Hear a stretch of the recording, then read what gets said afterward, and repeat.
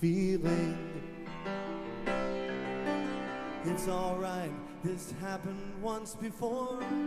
I'm fine, I'm fine. Welcome to This Happened Once Before, a podcast conversation between generational Phish fans. I'm your host, Bill, and I connect weekly with a different Phish fan to talk about their path to the band, what they like most about the scene, and then we discuss a show from the band's era between 1988 through 1996. If you'd like to be a guest or recommend a show for a future episode, contact me at happenedoncebefore@gmail.com. This Happened Once Before podcast on Facebook or at THOB podcast on Instagram. And please don't forget to hit the subscribe, like button. This will help you find the podcast easier in the future. Also, I'm taking a poll from the audience to ask, which Halloween show would you like us to cover on the podcast that happened between 1994 and 1996? Should it be the Beatles' White Album, the Who's Quadrophenia, or the Talking Heads' Remain in Light? I'd love to hear back from you guys and hear which one you think we should be covering. Thanks again for listening. On this week's episode of This Happened Once Before, I connect with Alex. We talk about his path to the band, from being introduced to them by an older brother to raging with a crutch in the air at a Phish show. Then we go into the show from June 17th, 1994 at the Eagles Ballroom in Milwaukee, Wisconsin. Before we do that, I'd like to give my feedback on Bobby Weaver's recommendation from last week's episode. Let's thank the show sponsor, Tarps and Show Supplies, Tony'sTarps.com. Are you a fan who demands more space than you paid for? Tony's got you covered. Did you enjoy squeezing your friends into areas where they don't belong? Tony's got you covered. Need a 20 by 20 foot tarp for you and a friend to treat as your private disco? Tony's got you covered.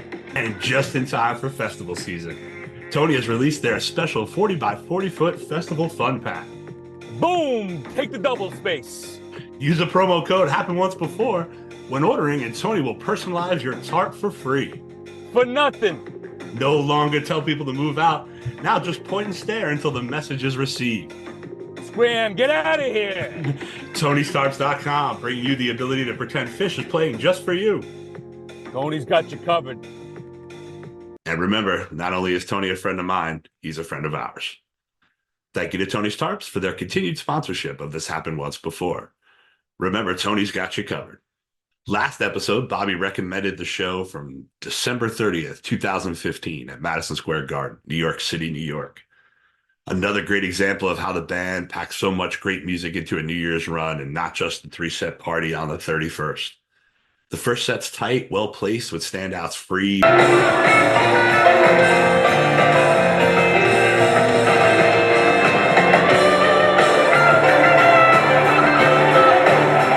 Back on the Train, Rogue.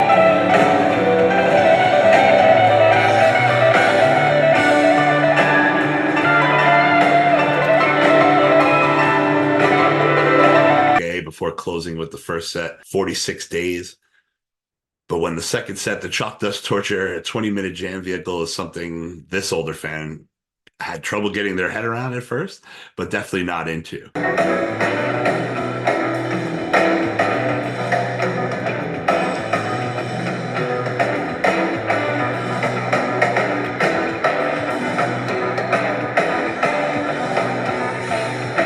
The Monster second set opener exhibits some of the playing that they do so well now, followed by an upbeat Ghost, Can't Always Listen, Ghost, Bathtub Gin.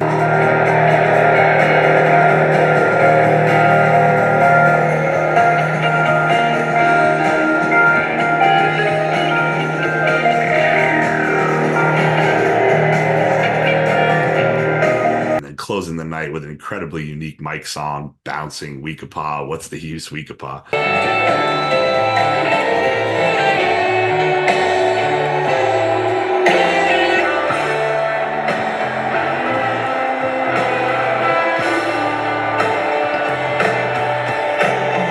Throw in a Character Zero encore, and the table was nicely set for the following evening's festivities. I really like this recommendation from Bobby, a show that might fly below the radar, but deserves a listen. Thanks, Bobby. Now let's run like OJ and get to the Phish show from June 17th, 1994 at the Eagles Ballroom in Milwaukee, Wisconsin on this episode of This Happened Once Before. It's all right, This happened once before. I'm fine. Welcome to This Happened Once Before, generational podcast conversation between Phish fans. I'm your host, Bill, and today I am very lucky to have with me. Hey, my name is Alex from Wisconsin. Alex. Super Thank you happy so to be much for here. joining. Yeah, appreciate it. Thanks for coming. We very happy to have you talking about a great show today from your neck of the woods, which I thought was kind of cool that we chose something that was you weren't around for, but you're familiar with the venue that it took place in, and we're going to go to June 17th, 1994 at the Eagles Ballroom, Milwaukee, Wisconsin. So, AKA the OJ show, as some folks know this for. So we'll get into all that later, but first let's talk to Alex. So Alex, Yes. how'd you get to this crazy world of Phish? This crazy world I know. Well played. My older brother, Josh, showed me Phish as he got into them towards the end of 2.0, I suppose. Around 2009, he was going to see them. He was listening to them. And I was always listening, and he was listening to. And yeah, loved them. Started listening to them right away. Always did. Saw them in 2009 at Alpine. I've been seeing them every year ever since, or every year that I could at least. But What was it that got you besides like the Big Brother effect, right? Which I had an older sister who had a similar effect on me. She didn't get me into Phish, but it was Zeppelin and Metallica and these bands that I think are pretty influential. right. But what was it about Phish for you? Good question. I think, I kind of went back and forth with my favorite bands, pretty much up until like the Baker's Dozen. But I think right away the immediate thing that really did it for me was the overall encompassing like message and community behind it, on how it's like, all like a big inside joke, so to speak. Mhm. And with the spontaneity of that, on how all the songs built upon the previous one, and even one show could build upon the next. And it just felt like a continuous collective journey that was just like felt really special and intimate that you just don't get with mainstream bands. What were you listening to prior to that? Like you said, up to the Baker's Dozen, it was like a race for your favorite band or back and forth. What were those bands? Right. Yeah. Good question. A lot of the times it was like whoever I was gonna see next. That's um, fair. Yeah.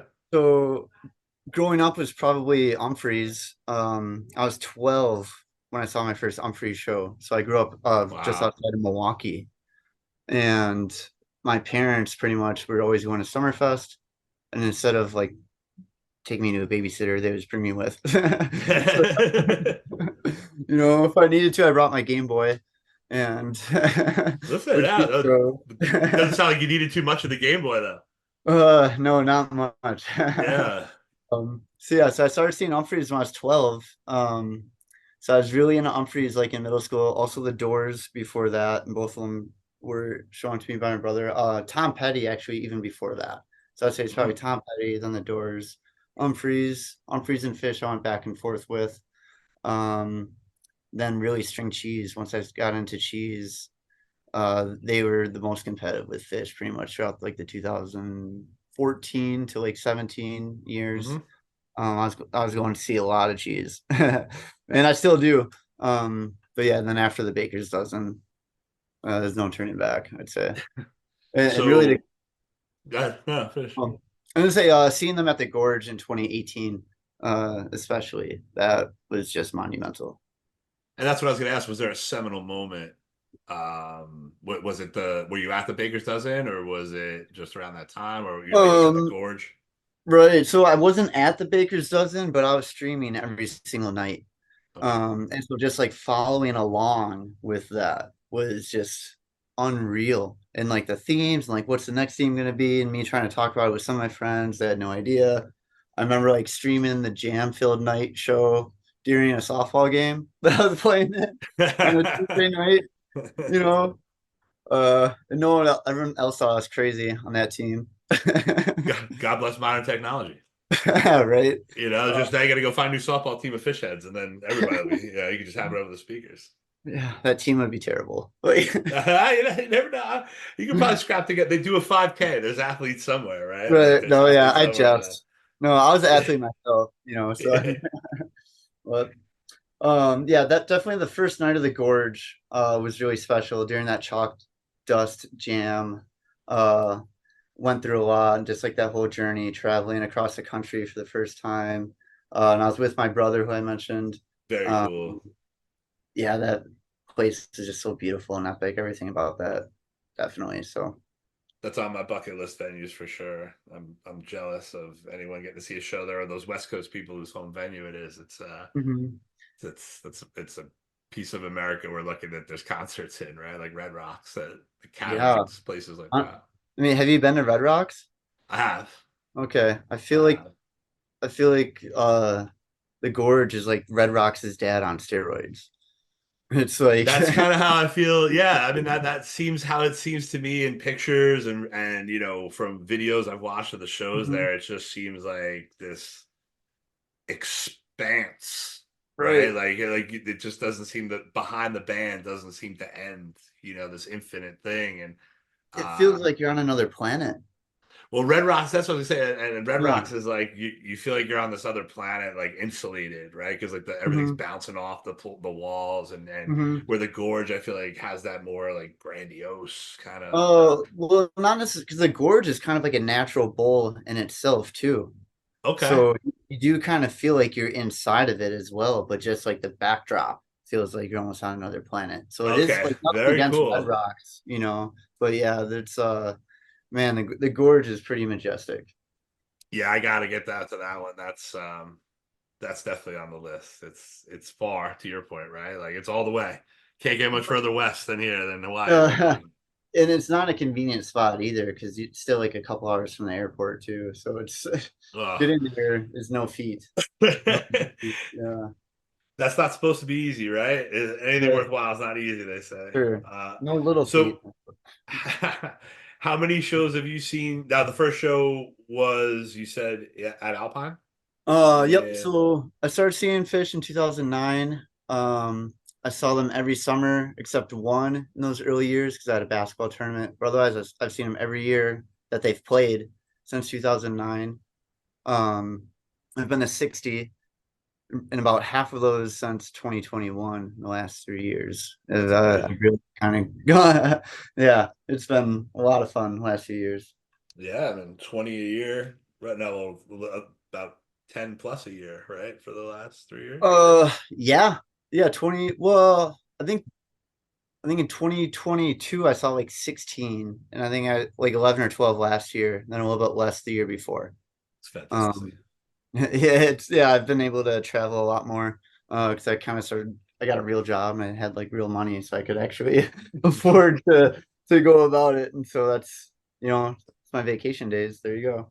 I was gonna say, you gotta, people either live to work or work to live, right? And I think that's how those of us who work to live, how we use that discretionary funds, and this is definitely our a fantastic source of entertainment, and Mm, not only the places that they play, right, like that we're talking about, but you mentioned before we came on about like the best $10 a month you mm. spend, is on that live Phish app. So like that part of the band too, right? That here you were playing softball, streaming, here subscription. I was in Costa Rica when Game Edge happened. I was streaming it the next day. Like there's Mm, just this technology for someone like yourself, right? So Humphreys is a pretty mm. technology savvy group, right? Like they're very Yeah.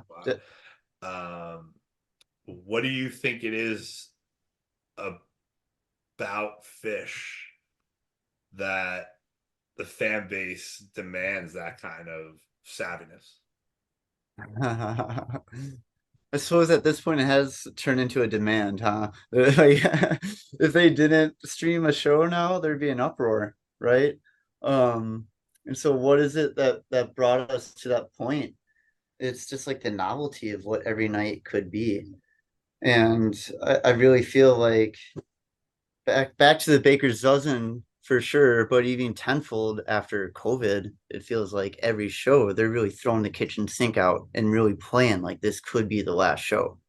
I feel like even back in like 2019 and 18 and 17, those years, there's still some nights where they kind of went through the motions maybe or had some like subpar set list, blah blah blah.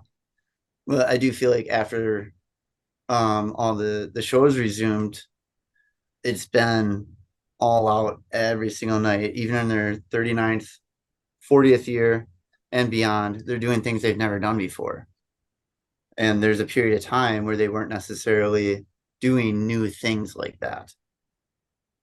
You know what I mean? And not taking the chances, or maybe being a little safer in the Mm-hmm. song selection, or not thinking too much about maybe show structure and things along those lines that definitely seem a focus now to me. Mm-hmm.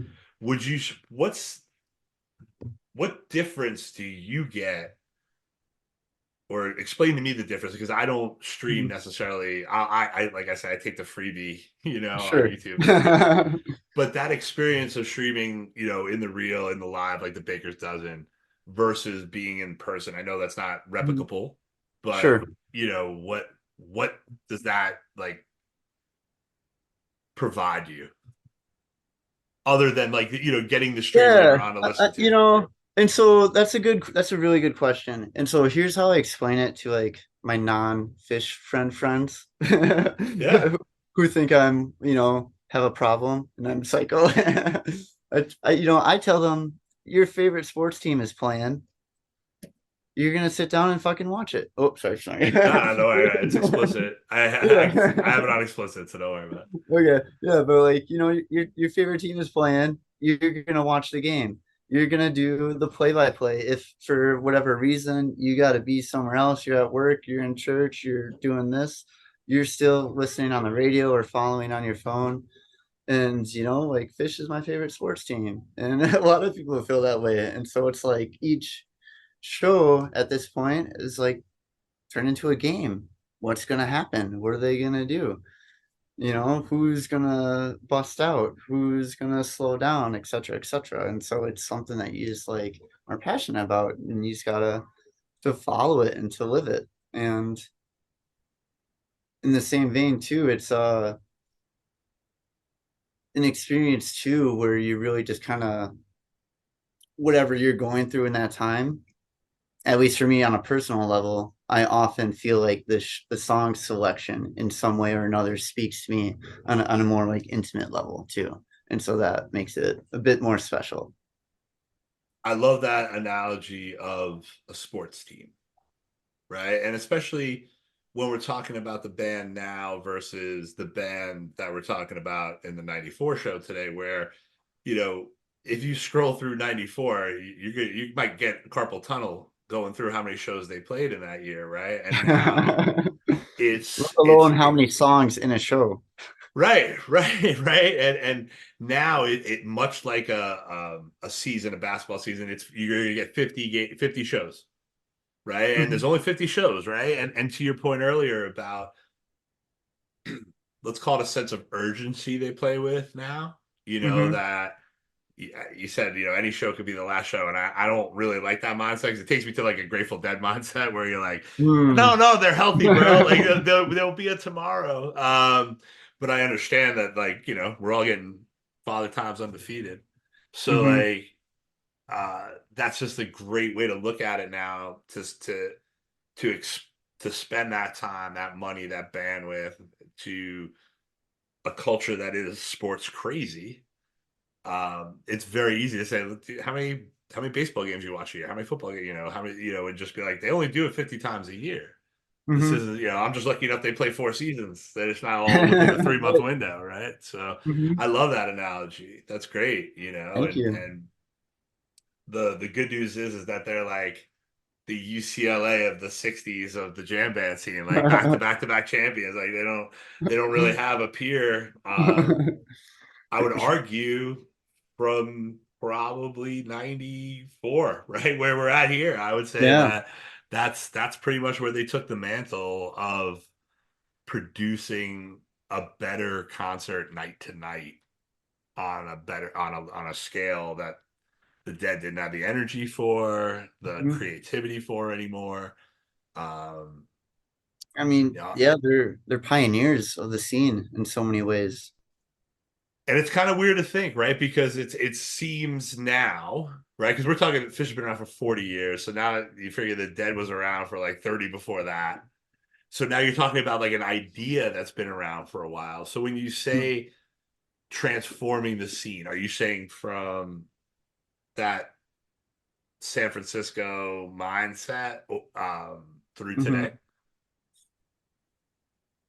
I'm saying more so. Well, yeah, they kind of took it and ran and like evolved in a way because as technology has progressed too, not only like as the Dead kind of set the tone for it with like following the band on tour, you can also follow the band online with the streaming, like we've talked about, and just within the streaming in itself, so many other bands now follow suit with pretty much what Phish is doing or has already done. You know what I mean? And so like you mentioned Humphreys before being like more technical.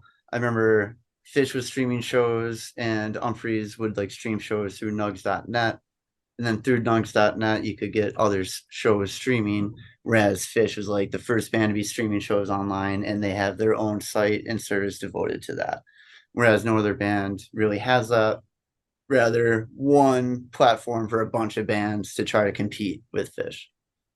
Yeah, and I think that and that's it, right? That's that reigning champion mindset that they're undefeated when it comes to desire of content. You know, we talked about that before we came on about like, yeah, that's 99% of what I listen to, right? Because there's so much available. They've been doing it so long, my love of the band. I think it's interesting, you talk about the internet, and then for some reason it popped in my head like I, I'm pretty sure like John Perry Barlow is like one of the people who invented the internet. Like, don't quote me on that. Like, so I think like the internet actually came from inside the Grateful Dead world, like in a capacity, in the initial Okay. phase. But to your point, when I first got into it in '93, and the internet was Okay. still in a very rudimentary state of affairs, like there was a Phish presence, there was a Dead presence, right? This networking of available people, and then to see what it's now become, where you can be anywhere not near that concert and be Right. part of it anywhere you are in the world, Right. right? And it's something that it's amazing to see that they have the demand for that, Yeah. and no one else has even come close. Right. And with that same like energy and idea, you got music festivals are happening to go to a weekend, see a bunch of bands. You go to a Phish music festival and it's only Phish because That's the way we want it. God damn it! We exactly. wouldn't have any. Maybe put an orchestra in there and we'll appease the tray. That's what happened to Plattsburgh. I remember, but like, Right. and I think that's something too. And I think that's you talk about the festivals and that we were talking before we came on about how like that was another part of the evolution of what they've added to this scene. Hmm. And I think it was Long May They Run, right? Like in that podcast, they talk about how like Bonnaroo like asked for the playbook. It was like, how do we, Exactly. hey, one band, how do we do this for 100 bands? And it just goes to show, and it goes always back to you talk about the inside joke, but for really smart people, like these are Hmm. really smart guys as human beings, right? Outside of being musicians.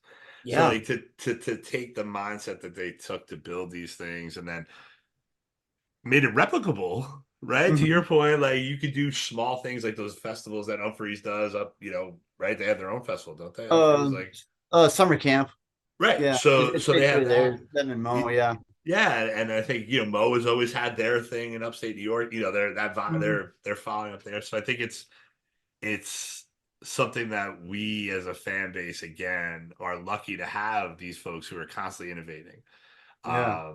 but also open enough to share the playbook, Right. right? And it's a binder, right? You add your own pages. It's not bound in stone, or Hmm. bound in ink. So it's I love that aspect of it, that we get to see this, because the younger folks like yourself and then the next generation behind that, like who knows what they're gonna be able to do with Phish, with technology and the thing AI and Hmm. VR and all that, or AR and all that stuff. Like it's gonna be insane what's gonna be Phish oriented in the next 5 to 10 years. You know what? That's a good point too, because Phish is involved with MSG and Sphere, and so you figure if they're like at the forefront of those new venues, why wouldn't they be at the forefront with like adding some sort of VR element to the streaming at home? Exactly. And to your point, they've always kind of been at the forefront of whatever it is the change is going to be in the scene. Yeah. So So yeah, now they have money. Much like you getting to go to shows, they get to go play Sphere and all the other places and have fun with it. right, yeah. So what's the best part of the scene to you right now? Um, yeah, good question. Honestly, my favorite part of the scene is the I mean, it sounds cliche, but aside, it's really more than the music. Like the music's great, but what makes the music so much better is just the community behind it, right? And being able to go on the road and travel and meet new people, um, and it's like keep in touch and like maybe not seeing me, but then go to another show and run into them again, and just being so friendly in that regard. And now I'm at the point now where I've seen enough shows where I've befriended people across like all ages, really.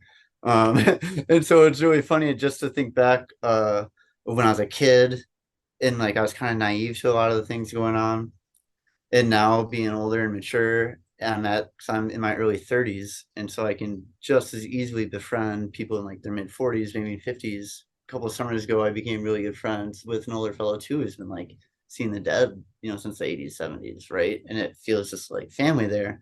But at the same time, I can also still connect to like the younger kids 10 years younger than me, like maybe college age and younger, still going to shows too.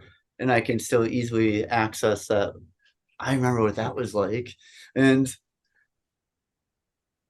I kind of want to be what I didn't, well, kind of guess what my brother Josh did to me was kind of like guide me into the scene. Sure. Yeah. And so it's good to have those kind of people around across the generations to bridge that gap and keep the values and the family and just like the message intact with it. Um, and even in that same kind of way, the community, like traveling at the airports and seeing other people out wearing like Phish gear and stuff, it's just like so awesome in that It's way like a too. badge, right? Like you see that shirt, like people wear. I'll wear a Phish shirt where Hmm. people aren't wearing Phish shirts, right? And but it's Yeah. it's a subtle one, right? It won't be like the logo or anything like that. It'll just be like some weird esoteric thing, and somebody be like, "Yeah, it's a nice shirt, man." You're like, "Ah, I got you." But Yeah. yeah, and I think those gatherings, right? And I know I could speak for myself in this regard, and you feel Hmm. free to pipe in on this, but like it does fill me up to take me back, right? To not only bring me back to the shows, but something to bring back home. Hmm. Um, where you hope to have a little bit of that in your community of outside of this band, Right. with neighbors and people in your community, where it's not maybe the most open Well, society there right. is, But when it happens, though, like I have a fish belt that I wear to work. And I'll work like in schools and right, so like among like teachers and counselors and stuff. And this one staff member whom I never would have previously expected noticed my belt and was like, "Oh my gosh, my husband loves fish." And like we we walked down the aisle to waste. And I was like, "Holy shit, what?" Like I It's like a never secret handshake, you know? It's like a secret handshake with somebody, and then like, but we've been using sports in this conversation a lot, but like, yeah, I joke with my wife, like I could go to any party you want me to go to as long as there's a dude there who plays fantasy sports. Like we'll find something to right. talk about, right? Like, Yeah, I yeah. won't always get there with Fish, but like, oh, how's your fantasy team? And we'll get a conversation Yeah. going. but Well, Phish provides that for for those that commonality with us, with the fans. so every Phish fan loves to talk about Phish. Every fantasy football player loves to talk about their team. And very much similar, as someone said to me once, nobody cares more about your team than you, and nobody cares less than me. So, Yeah. I feel like my Phish conversations have gone that way too. That's why I find Yeah. other people who like Phish, because they'll tell me about their team too, and I don't really care. That's very Uh, true, man. In our yeah. fantasy group chats, like these guys are like talking about their team and stuff, and like asking each other for advice. Like, what the fuck? Like, like you're my opponent. Like, why would I Yeah. Yeah, drop the guy. That's what you should do. should start Now, 2 years? Yeah. yeah, bench him, bench him. On a funny note, though, I name all of my fantasy teams on Phish puns, and I have been for years. I've won several championships, and I, Oh, and so I, are you saying there's a connection? I every fantasy title I've won, I had a Phish pun name. So yeah, Which one were you the most proud of? Which Phish pun? Swift Open and Melt. Okay, DeAndre Swift. For those Yep. for those non football fans out there, is a running Yeah, back for yeah, the Lions or DeAndre the Swift. Eagles, depending on what year. But Yeah, and then also with the same song, Split Open and Bell with Le'Veon Bell years ago. uh, the new some sponsor is going to be CBS Sportsline for my podcast. Bring you fantasy football and Phish statistics. I have a running document. It's a couple of really clever ones from lyrics. That's the thing. Patrick Mahomes, your end is Mahomes. It's a good one. Uh, Tipsy, Foggy, Boozy, Kelsey. That was my good ones too with Fluffhead. So I That's it. digress. No, listen, like that's a whole nother episode in of itself, like fantasy football, Phish podcast, and Phish names. So you've seen a pretty big evolution since you were a little kid. I mean, 12 years old, you're a Mhm. kid, right? Like Yep. you're an adult now. Yeah. Went from Having an being a older teenager to an adult. brother, yeah, but having that older brother who was able to kind of like feed you along the way, what did you feel was the most overwhelming aspect once you were like, all right, this is now my favorite band after, the Baker's Dozen?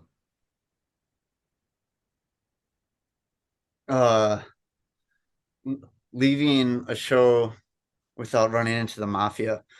That's all I'll Fair say enough. about Fair that. enough. Fair enough. But That is but ever actually present.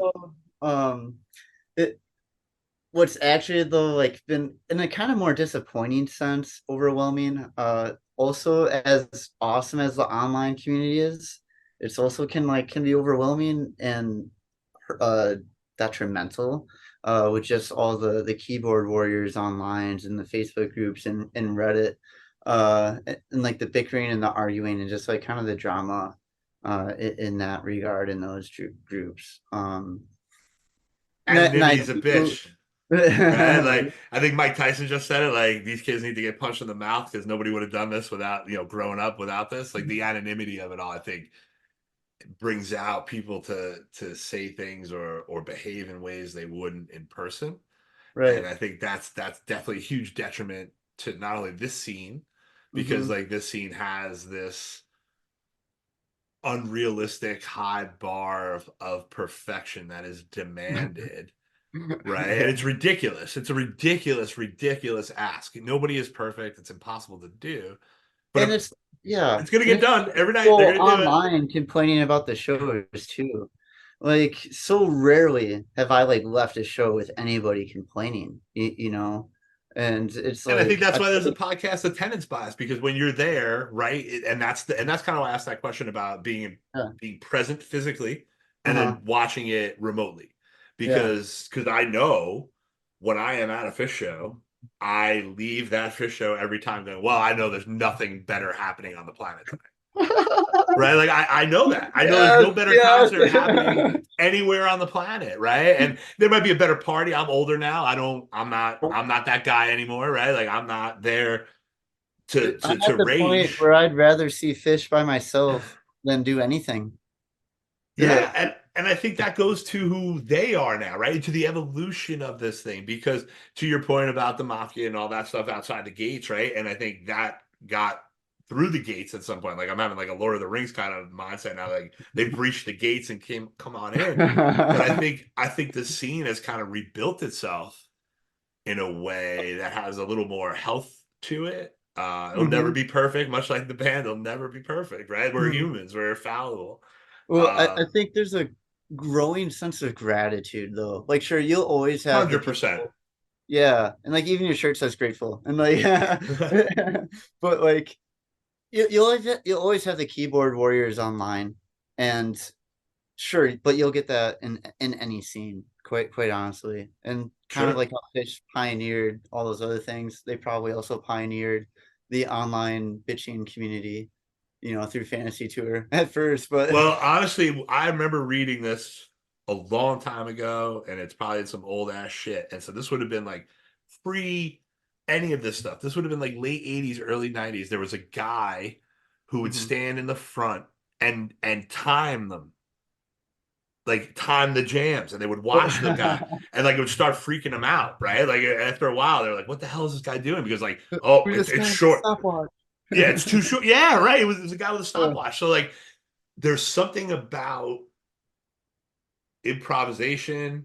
There's something about yeah. this music. There's something about this band because they're so willing to take chances, so willing to not Mhm. know which night, which song, which note is Yeah. going to be the thing. That if it's not the night you're there, you're pissed. Hmm. Why didn't I get that right? There's but that's to me, You that's don't have fans chasing songs with other bands like you do in Fish. you Because don't have other, people seeing bands this many times. Period. well, Full right. stop. Right. Full stop. Yeah. Jam bands are a different nut. But like if you asked a normal person, like, how many times have you seen your favorite X fill in the X band? They're like, One hand. five, five. Yeah. They're like, you're like, would you like to see him more? They're like, like, nah, whatever. Like, I couldn't, Like, like, I've seen them 5 times in 1 week. Like, yeah, exactly. We talk about festivals like no other band. Like, oh, who else is going to be yeah. there? Like, nah, they're opening for themselves and closing for Right. themselves. It's going to be a three No, sets of Fish. I got friends who like would refuse to ever go to an after show because they're like, nothing could possibly be better. I will say in the late 90s, the James Brown dance parties after the MSG shows were pretty good. Mhm. They weren't better than the show, but they were But pretty damn I good. I mean, Uh, I've been like great after parties, but yeah, I agree. Nothing's better than Fish. But and then the now joke becomes, oh, that's really cool that Fish is opening for you. Like, but yeah, yeah. And for me, like after I, party, better. I I'm too can't. old for an after party now, even. Uh, Yeah, how familiar are you with the era that the podcast is focusing on, like 88 to 96? yeah. Good question. To be honest, not like I'm aware of like the history and like the general info from like podcasts I've listened to and books I've read. I haven't admittedly listened to a significant amount. Um, Besides like I think it's called like the Cow Funk Jams on Mm-hmm. YouTube or something Sure. like that. Yeah, yeah. Uh, like the jam compilation, I listened to that video a lot to get me through grad school when I was writing papers and shit. So shout out to that channel. Oh my Yeah, gosh. and whoever put that together, right? Like that work, Wait, that labor I, of love. I wrote it down one where wait, where is it? Let me see. I do want to give him a shout out. Is that the one uh with like there's an astronaut in the like the screensaver shot? yeah, Like, Funk yeah. Jam compilation by Wigman 45. Thank you Yeoman's for work, that Wigman video. 45. Yeah, yeah. That's got me through some long sessions on the treadmill as well. So yeah, I Yeah, appreciate it. yeah. But yeah, outside of that like video and like some of the other stuff that I've like casually listened to, I never really listened to much 90s Fish, to be honest. I mean, it's the stuff on Spotify I have that I will put in other playlists. Um, but to be honest, what I listen to what I'm gonna see next.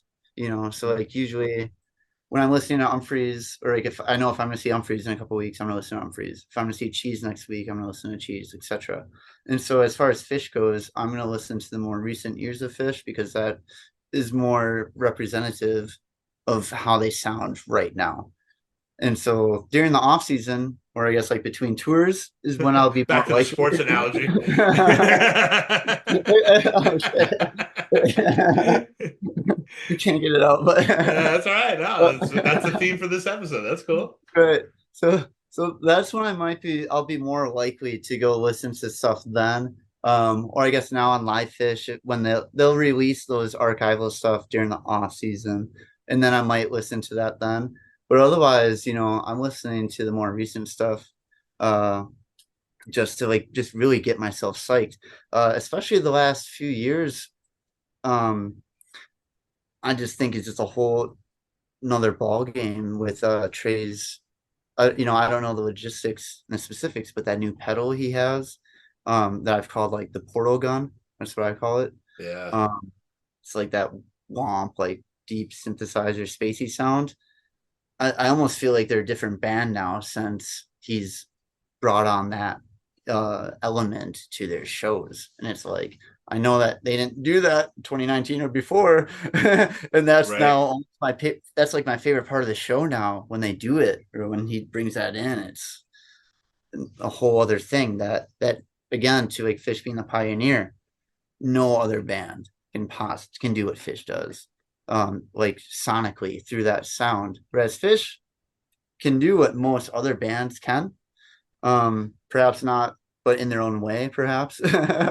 But no one can Totally. really replicate even that pedal alone. Sure, like Twiddle and Goose and what have you, they'll like take Trey's tone and effects and do that, but it's still like you can hear the difference, Yeah, and I think, that's been something that they've demonstrated from the beginning was to put money and time and back into the band and the technology, whether it be the light show, the Mm-hmm. equipment, the rigs, the Mm-hmm. experience for the fans, whatever have you. And I Mm-hmm. think that, like you said, other people are aping it, but like, Mozart played the piano and other people play the piano too, right? Like, so like what you do Sure. with Right. it is two different things. And I think Yeah.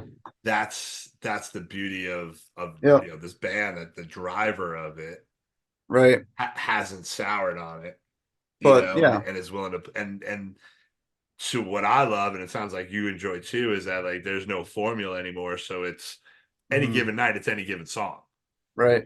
and that uncertainty is the best. Yeah, and and when I say that, I don't mean to say anything against like 1.0 or 2.0 eras. I, still, of course, honor and love and respect everything that came from that, because that was you have to know who they were to understand where they are now, and to understand even their different phases of the sound, and like being in that early to mid 90s era, very fast paced, and like they're really up tempo, uh leading up to like the Machine Gun Trey sort of era by like the mid to late 90s. This 94 show especially was very, upbeat and high energy. And to hear the differences from then compared to now, it's like some it's like this is even better than how they play it now, versus other stuff you can hear how those songs evolved. Like we'll probably talk about the Split Open and Melt from the show. That Yes, song we hit. yes we will. Yes, Yeah. we will. Yes, man, we might as well talk about it now. Or am I getting too off track? No, I think it, it definitely stands out in the first set of the show we're going to talk about, and I think it speaks to, we could talk a little bit about, some of the things I had written down about that, the urgency and the pace of that song, Hmm. is permeates not only this show, the era of the Hmm. band, and I think that, Yep. isn't necessarily replicable as a 60-year-old man, versus a 29 or a 30-year-old man that they are Right. here. Hmm. But before we jump into that, let's Yep. dig into you a little bit more. I got a couple more questions for you, and then we'll jump into the Sure. show. Yeah. So, Yeah. I think all so. those years ago, you're a Mhm. 12-year-old kid. What's the first Phish song you hear? Mm. Um, I'm not 100% sure on this, but each of the Okay. times now when I looked at the question, my first response I think is Wilson. Okay. So it's gotta be Wilson, but I know other ones from that immediate first hearing. Wilson, Chalk Dust, Punch You in the Eye, Bouncing Around the Room. I think those are among the first four that I heard. from one of my brother's CDs. And so this would have been also, yeah, when I was 12, 2004, it had to be because that's when my brother Josh was going to see them at Alpine on their final tour. Yeah, I mean, I have an older Yeah, brother. final tour. The first, it's funny when you said that. I remember saying it to my dad, I'm like, "Oh, I got to go to Coventry. They're done." He goes, "Yeah, final tour." I'm like, "No, Dad, this is it. They're done." And he's like, "Okay, all right." He's like, "Yeah, how many times have Rolling Stones been done?" I'm like, "They're not the Rolling Stones. They're not coming Right. back." Yeah. No. This. But thank God they did. Thank God my dad was right for the 100th time, 1000th um. time in my life. Yeah. No. But I do think Trey meant it though, and that's the difference between the Phish final tour versus all the fake final tours or like the misleading advertised final tour.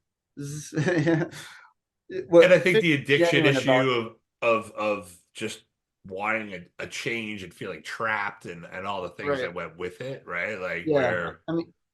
there isn't a money grab to this the way there would be, for the final Right. the final Rolling Stone. Hell, what did Dead Co just do, right? Like, oh, we're done, and then we're Yeah. playing 3 weeks at the Sphere.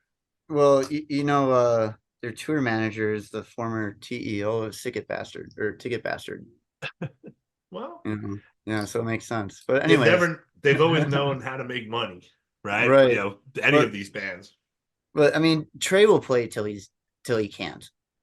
Fishman said he'll play until his arms fall off. Like Yeah, that's gonna exactly. happen, And right? they all will. And so like, yeah, there's just I think that is like the inspiring aspect of being a fan Hell yeah, is for that at sure. this day and age is like we're still peaking. It's still getting better. Like who knows what's next?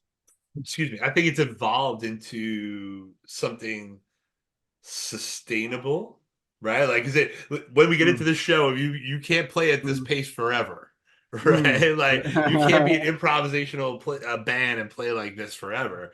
Right. But I also think that like they've opened themselves up, and it's so interesting to hear the younger generation like their favorite songs and all this stuff. Or it's the Mhm. songwriting and these different songs that take you to different places than a lot of these older songs could. Let's full Mm. stop. Could, If I right? could. If that song could, it would, but it can't, so it won't.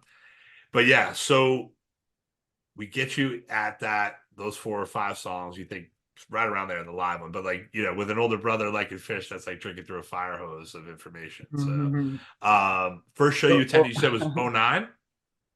my first show was '09, but even to that funny thing though, at one point I tried to burn a CD of his like downloaded songs based on the songs that I liked. And then my brother Josh, he like he perhaps not in the nicest way, explain to me why you can't jumble the songs like that because it's from a show and it's You in see this order. arrow? The development. Yeah, yeah. See what this arrow says? It goes into Right. the other one. Yeah. Yeah. Well, and that's how you learn, right? Like that's how you learn these things. And I think, Yeah. thank God you had that person to show you those things. Try to figure it out on your own. Yes. Yeah. Of the 60 plus shows you've attended, what's been your most favorite? Good question. So I know I guess this is the same answer too for the one I was going to recommend you. Yeah, If we can get two birds stoned at once. sure. Um, 8 August 4th, 2021. I want to double check I got the right date. Yep, 8/4/2021. It was a Wednesday night in Nashville at the Ascend Amphitheater. And this was like a rescheduled show from COVID, so a year later, so there's all that hype in it with itself. Um, Personally, I was on crutches. I was recovering from a torn Achilles. I was going through a bad breakup. I was just like in a really dark place. And this show going with my brother and like my cousin and cousins and their significant others and just like my family, but like my PH family, but also like my family is like in our friends was so awesome. And being there on crutches though, but having that show was there's a moment during Fluffhead at the end of the first set. Sorry to spoil it for you. My cousin's got a video where I was like fist pumping with my crutch in the air, so it's That's yeah, amazing. That's great. it really pulled me out of a dark place, like that moment specifically, and just like how awesome then the second set was. When I talked about like the portal gun that Trey had, that entire second set was like filled with it, and it was like so new. I was like, what is this new sound? And it just like, man, that show was phenomenal. And just being a Wednesday night in the middle of a work week, like I was back to work by Friday. It's like like a time transport, right? yeah, work Monday, go to Phish Tuesday, Wednesday out of town, travel Thursday, back to work Friday. Like, what the hell is going on? But Yeah. No one will that venue is understand. super cool. Also, the Ascend Amphitheater, because it's pretty small. Um, I mentioned growing up outside of Milwaukee, like you could fit the Ascend Amphitheater inside the Marcus Amphitheater at Summerfest. Like it's Wow. yeah. So if you're in the back of the lawn, you're still, I guess if you went to Alpine, the back of the lawn at the Ascend would be equivalent to like the back of the pavilion at Alpine, kind of something like that, or even comparable probably to like Blossom and Pine Knob, maybe other Midwest venues. So it's a small venue, so you can see really well, so it feels intimate. You're under the highway, so you're kind of like in the middle of the city, which provides a cool backdrop that like all this is happening in the hustle and bustle.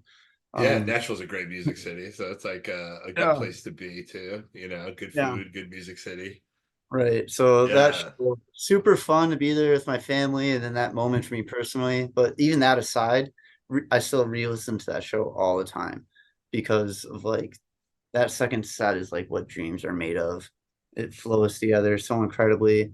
Uh, that segue between Ghost to Bathtub Gin has got to be one of the best segues I've ever done. Honestly, like it's it's pretty incredible. So. And then All two of right. my other favorite songs, 2001 and Split Open and Melt. Like, So that killed two. That you said two birds with one two, stone. Yeah, how'd you say that? two birds stoned at once. There you go. So that's also going to be the recommendation. We'll come back to that later. So Okay. I'm looking forward to listen to that. You got me pumped up for that one, but we'll talk about that before we wrap up. Great. Anything you chasing at this point? Harpua Mm, for a that's while a now. And, yeah. I've gotten Iculus twice, never a Ooh, Harpua. That one summer that I missed seeing Phish was the one they played Harpua in Chicago at Northerly Island. So I had a basketball tournament that weekend. is that the So one that people don't speak highly of? yeah, so I'm kind of Uh, but maybe it's a good, that's they don't speak kindly of it because I wasn't there. If I was there, that wouldn't Maybe have that's it. That's it, happened. right? It's like the name on your fantasy team. Yeah. Guaranteed Yeah. championship. Right. Is there a show you listen to a lot that you didn't attend? Um, yeah, so actually, what's the exact date here? I wrote it down.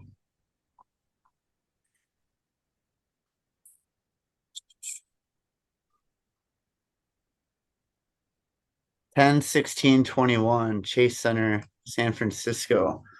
I feel like start to finish, that was during a fall tour. That whole tour was pretty awesome, but start to finish, that show was really on point.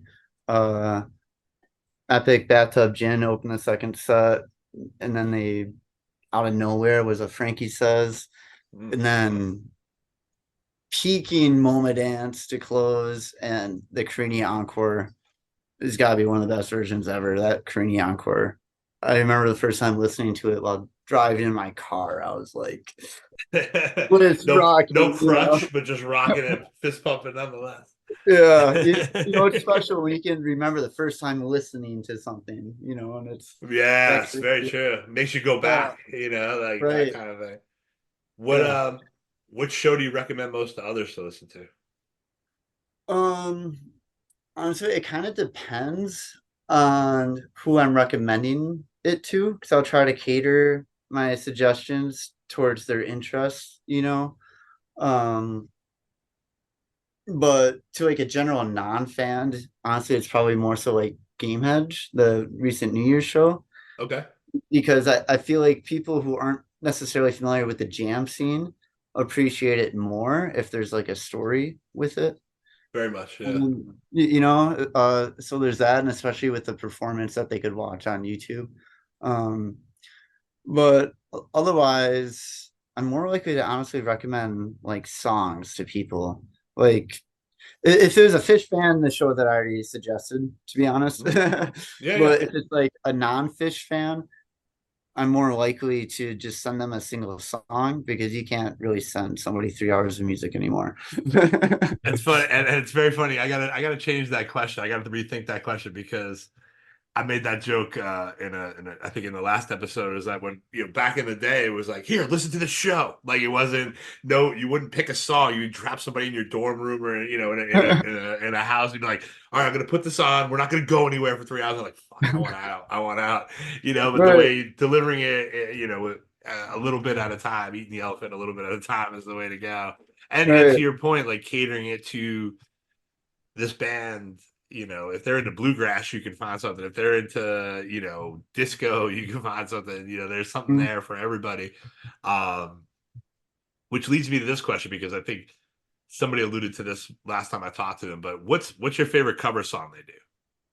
2001, hands 2001. down. Does that count? Yeah.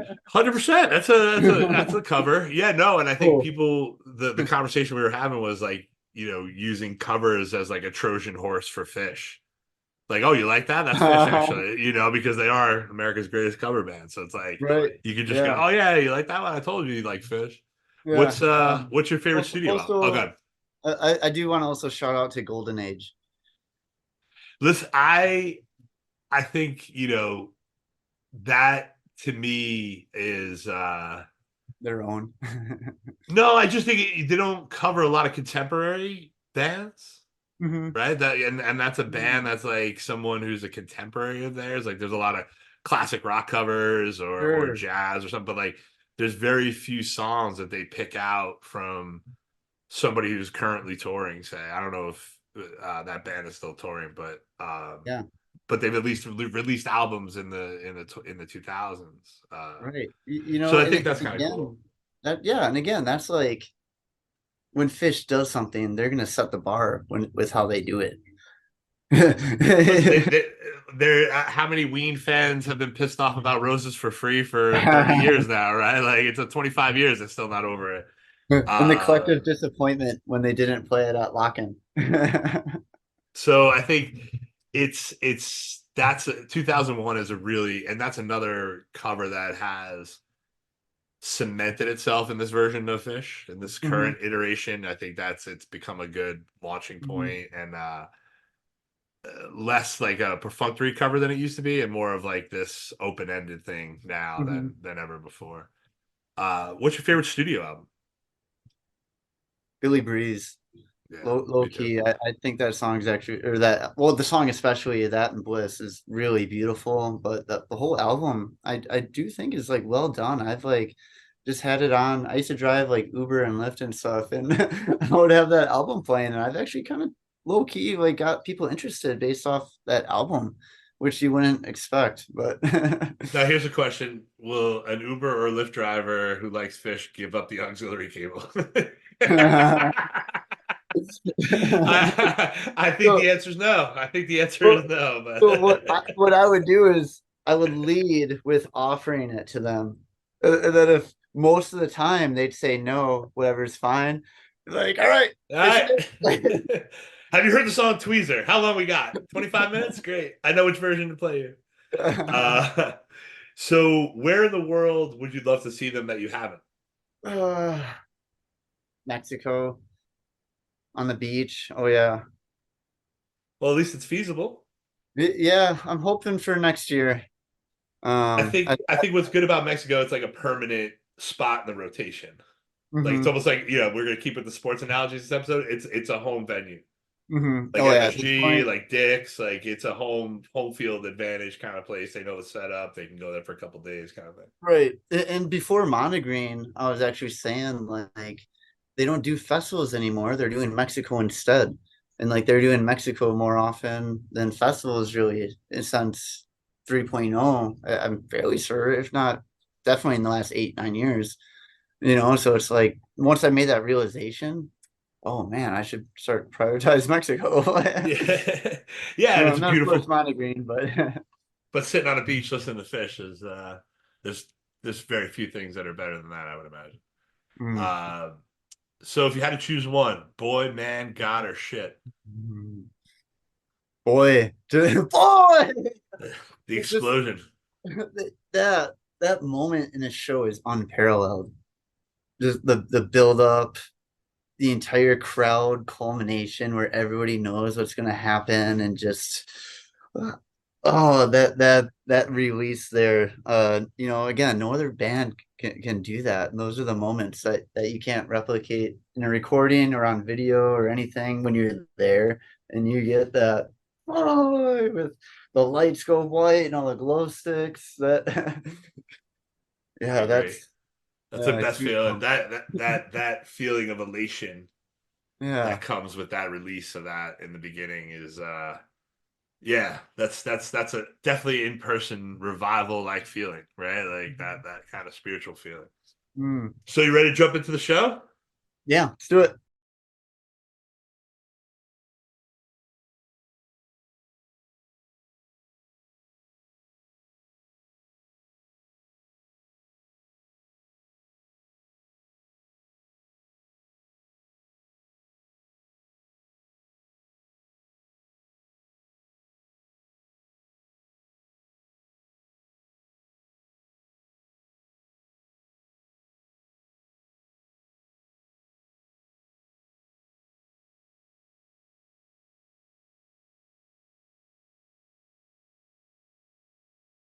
Tarps and show supplies, Tony'sTarps.com. Are you a fan who demands more space than you paid for? Tony's got you covered. Did you enjoy squeezing your friends into areas where they don't belong? Tony's got you covered. Need a 20 by 20 foot tarp for you and a friend to treat as your private disco? Tony's got you covered. And just in time for festival season, Tony has released their special 40 by 40 foot festival fun pack. Boom! Take the double space. Use the promo code Happened Once Before when ordering, and Tony will personalize your tarp for free. For nothing. No longer tell people to move out. Now just point and stare until the message is received. Scram, get out of here. Tony'sTarps.com, bringing you the ability to pretend Phish is playing just for you. Tony's got you covered. All right, so we're going to jump into the show now. June 17th, 1994, at the Eagles Ballroom, Milwaukee, Wisconsin. So Yep. Alex is familiar with the venue, which is cool. I am. He was not around for this show, obviously. I But was crawling, maybe walking. I think I was maybe 2. all right, yeah, but not there, not here. 12 for Phish, but not 2 years old at this venue. Not yet. What can you tell us about the venue itself? So first of all, the Eagles Ballroom is a venue within the venue. The place itself is called the Rave, and the Eagles Ballroom is one venue within the Rave. There's also Turner Hall. There's like an upper level one. I forget what the other ones are called, but there's several spots within the Rave, and the Eagles Ballroom is the biggest one within the Rave. The building itself used to be a YMCA, and it used to be and they say it's haunted. So I've toured it, the basement. Shout out to my cousin, Dr. Charlie, musician's physician. He's friends with Moon Taxi. And folks, there was no air quotes on doctor, just so you all know. It sounds like it was a real doctor. He's a chiropractor, right? Yeah. He's a chiropractor and he works with bands, and so he's friends with Moon Taxi. And so I was with Moon Taxi, and we kind of adventured around the basement of that venue, the Rave. And so there's like an abandoned pool down there, and there's even like YouTube videos and stuff of like ghost hunters and stuff exploring it, because there's like haunted stories about this venue. So you're downstairs, there's like an abandoned pool. It's creepy. None of the lights don't work. Cobwebs everywhere, random hallways. It's definitely an eerie vibe. Ton of graffiti in the dried out in-ground pool.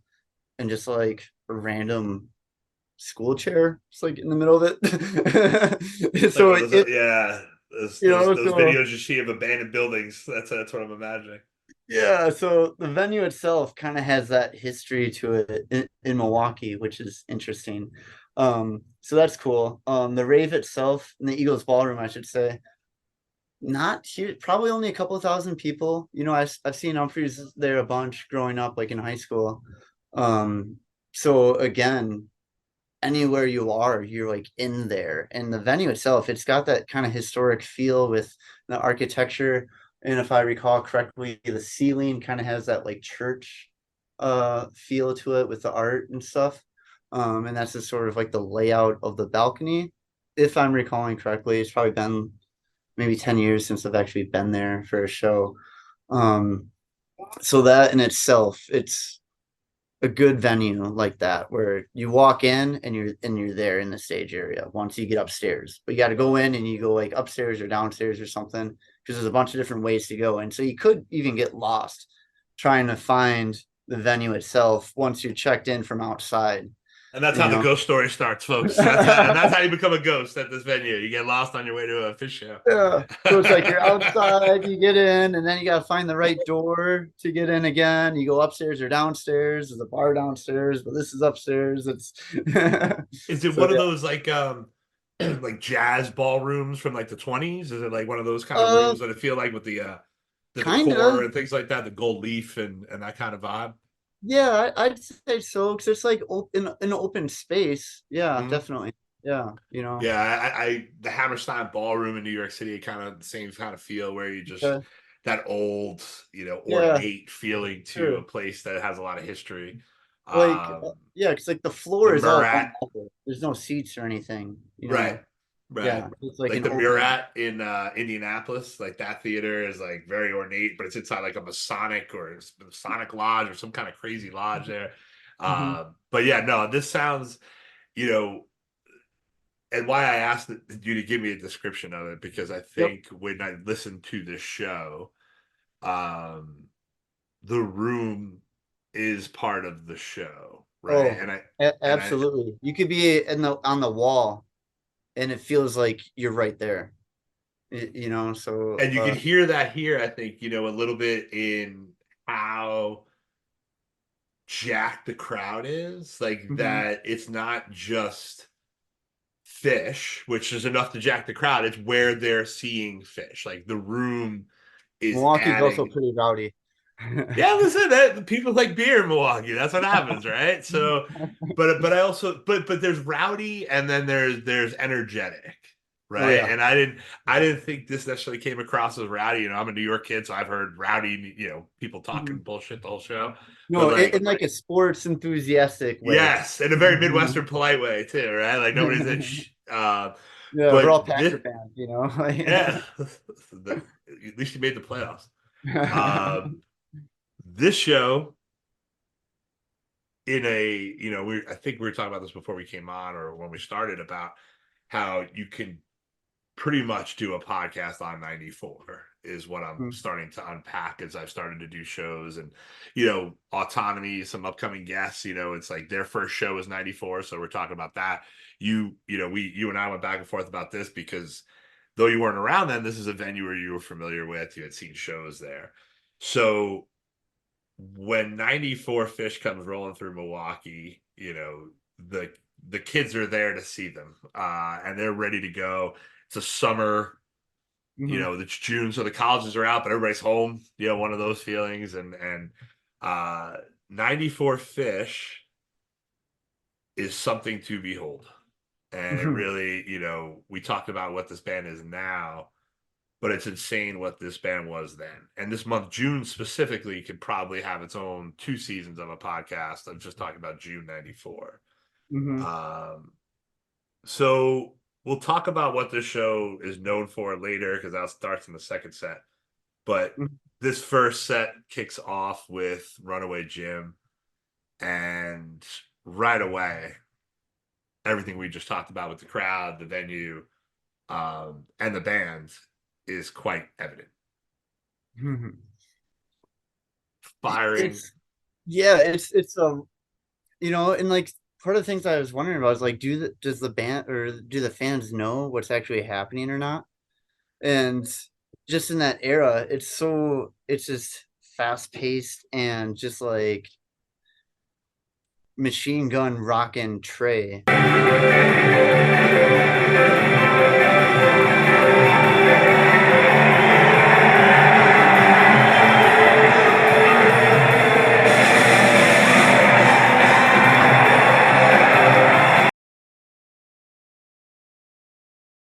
Right away, and it sets the energy high that really set the momentum and the tone for the entire show. Was that okay? We're here, we're running, we're going fast, like keep up. Yeah, and to that point, like that sets the tone for the night. And I don't think, you know, it was necessarily written out that way. To your point, like I think they probably wanted some breathers in there, but there's no breathers here. They don't take their foot off the gas. So, Right, the entire show for real. That's yeah. yeah, and I'm looking because now I wrote down the set list because just with my notes, and I'm looking now. If I could, sure, but great guitar outro and like Glide's not the most technically difficult song, but like it's still fun and upbeat, and like yeah, And I like mean it's ridiculous. these versions of them are still even pretty up tempo. And I actually even like listening to this if I could, it's like a totally different song to how they do it now. And I was like, I don't know if that was like what they always did with that version because I've never heard, like a 2.0 or 1.0 version of that song before. So I was like, whoa, do they always like rage the chorus at the end? That was like really kind of like A character zero rocker. vibes almost like Yeah, and I think you just stumbled into something there that I think is poignant with looking at this show specifically, right? Because catching Phish in 94, no, that's a bad pun. Seeing Phish in 94, um, you're getting this band, right? Because now Foam is up next, right? So now you have this written orchestrated piece. right. You have them being able to play a million miles an hour because Rift is out and they've done the mazes and all that kind of stuff. And Hoist is now coming out or out. So now you have these songs like Scent and Sample later on in the show. Mhm. So you're really getting them at this really interesting point of their careers where they got a bunch of plates spinning, but they're really good at all of them. Right. And I think this shows something that even with this, again, I have a crowd appreciation mark for Foam too, right? And that was my first question about venue size because I was like, there's a Mhm. hum in this room Mm. with this crowd that you can hear during Foam that like because they get quiet, and I put silent jams. I wasn't sure if it got down to that low or they were just playing really soft. But the Mhm. respect is there, like to your point to the rowdy crowd, but Mm. the respect goes with the music, right? Like nobody's shushing. Nobody's trying to talk over that low playing, but the scripted pieces are played to perfection. I wrote Page at the 4 minute mark. Sounds amazing. Yeah. Um, That's part of like the synthesis in the relationship that this band has with the crowd is that there's a mutual like understanding and agreement and like going back and forth and how the energy dictates the show and the show can dictate the energy. And so there's this relationship happening. And yeah, at a venue like Eagles Ballroom like that, and like in Milwaukee, which still isn't even a big market. So it's like how many people there even from out of town, right? And it's you're in the back, even behind the soundboard, you're still really close. And so you can hear that sort of element where you feel like you're still part of it. And like it's a big open energy. And I know one of the other questions that I think was typed up in the other thing was like, what do you miss now? Or what did uh, I not see? Yeah, like yeah, the things that I missed is definitely the like that sort of like antics, for lack of a better word, that Fish would do with the crowd back then, like the Simpsons jokes, and the big ball jam. yeah, Yeah, and I think exactly. yeah, and I think that goes. Now I think it's something you said there earlier about, did these people know what was coming, right? Like, and the answer is no, Mm-hmm. right? Because as someone who was there, I had no expectation, You were right? I there? think, well, no, at this in Oh, this era in '94, seeing shows in '94, right. you Okay. know, that I didn't go in with, there wasn't a lot for expectations, right? Like there Right. wasn't a lot of you Oh, could choose and you from. didn't really know what was played the night before 100%. necessarily. And I think we're going to talk a little bit about that when we get into the second set, about how the Sure. world has changed for information, right? Because to your point exactly, right? I I remember being at some show and somebody had a sheet of paper from the set list of the shows prior to that, right? And everybody's going Mhm. through like, oh, they played that. What are they going to play tonight? Like, and now it's all available instantaneously, right? Like, right after the song starts Right. what Yeah. they're Right. Yeah. playing. Within Yeah, yeah, seconds. Yeah. yeah, exactly. So, Even if you're um, at the show, you can look it up. Like, and there's something beautiful about that ignorance, about that not being beholden to technology, or the ignorance of knowing what was played, because you know who cares, right? You're there, and I think that's where that still exists. Everybody's happy to be there, but I think the expectations now are there because there's so much, and they always raise the bar 30, 40 years later, that it's hard not to have expectations now. It's hard not to go in saying, wow me, Mhm. and I do. I don't have that kind of mindset, but they do wow me. Well, the Uh, baseline has just gotten so high up. and it's interesting because in a lot of ways for me it's gone down, because I don't have this mindset anymore where every note has to be perfect. Sure. And I Yeah. did exist in that vacuum, right? 95, 96. If there was a flub, I'd be like, oh, what the hell? That's not the lizard, from Right. 94. But I think now I'm like, whatever, dude. Just keep doing it. Like, who cares? Like, Yeah. just keep going. And they do that. They don't give a shit. Like, Right. it leads to another thing now versus like stopping in the whole thing. And Dre's Yeah. got no qualms pulling the ripcord now. Like, he'll pull the ripcord on Right. drop of a hat. Um, so the crowd again through foam, and then again in glide, quick glide, nothing crazy, but like the crowd is just really into Mhm. whatever the band is willing to throw at them. And then that goes to your point about, do they know? And they Mhm. don't, but here they are going, all right, cool. We'll take that. We'll take that. We'll take that. And then we're at the point now, and I have an asterisk next to this one. And this Mhm. is where you had mentioned at the top, the first real standout of the Mhm. show and of the first set, the split open and melt. And that, Mhm. I have urgency from Fishman, a quick pace, angry and fast are some of the notes that I have. And it's Yeah. it.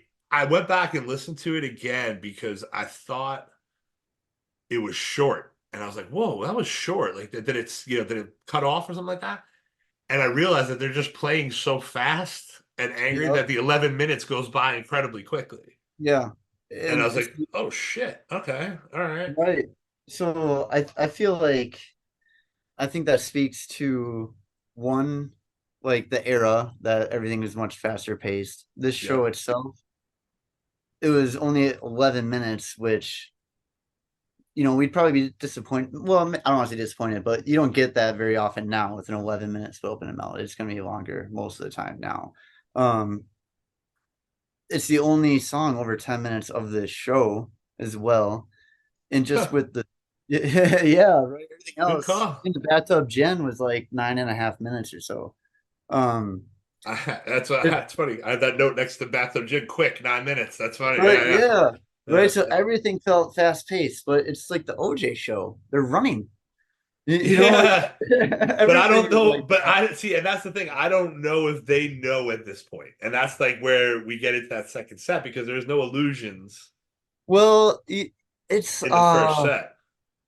not intentionally, perhaps, or at least not with like the lyrics and stuff. But like if honestly, I'm one of those guys where I'm like taking a magnifying glass, and I'm like inspecting for themes. Runaway Jim, you're running away. Okay. Foam, get trapped. I'm falling, right? Glad you're alive. Glad you're alive. Just put them together. If I could punch you in the eye. I don't remember where exactly Split Open and Melt was, but that's like melting, you know. Yeah. Even Bathtub Gin is about like kings. They're like storming the hallway, right? Son of the Mule is about like there's aliens and like laser beams and there's like a fight in that. In Cavern, there's like an uproar, like chase for a witch or like whatever. That song is very game hengy. So like so I'm one of those people where I'm All like right. it's a Mondegreen, right? Or like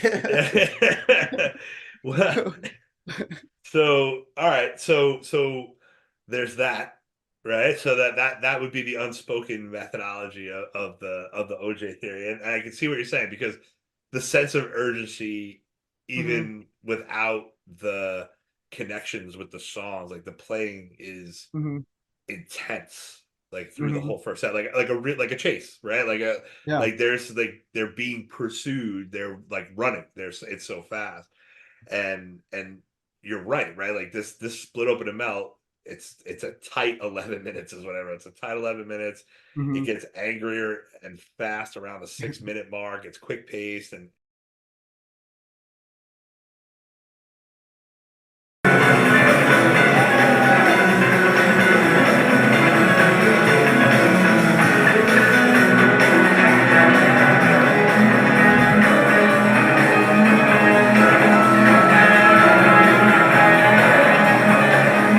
it's something that it could be put in a 94 time machine bubble, right? And be like, hey, you want to have some fun? Listen to this, right? Listen, you got 11 minutes, right? This is what we should have done back then to people. Like, hey, you got 11 minutes to listen to this? Not like we're gonna get to that song in a couple minutes, dude. Don't worry about it. But you know, whereas now, even if they did an 11-minute Split Open and Melt, I feel like right now at that 6 minute mark, they would probably drop it down to like a standstill almost with like how like distorting Trey gets with you know with like that portal gun pedal. So and that's again equipment, right? Like the what you have dictates what you do. And here we are in 94. They don't have that at disposal.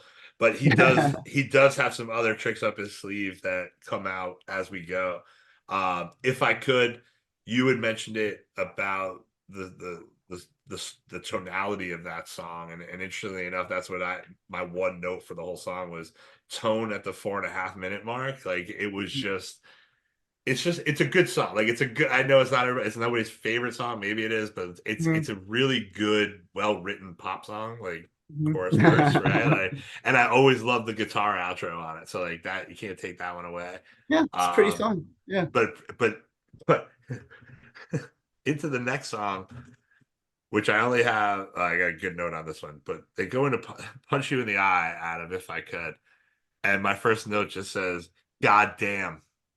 Because I like looked back at it, like I heard it and like I heard it in my ears, but then I was raging, like arm pumping like you were, and I was like, what the fuck? And I went back, I was like, what the hell is it? And like this, it's just jacked. They're jacked, is what I wrote. They're jacked. It's one of the more ferocious sounding, up, just attacking punch you in the eyes I've ever heard.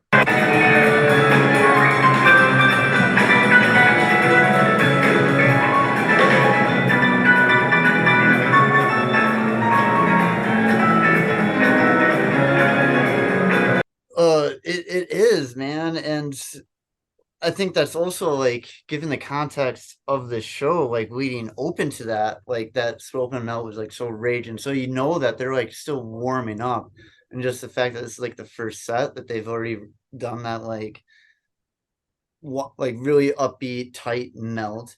And If I Could, that was I'd be curious to know how many other versions of that song just kind of had that upbeat kind of chorus at the end, you know?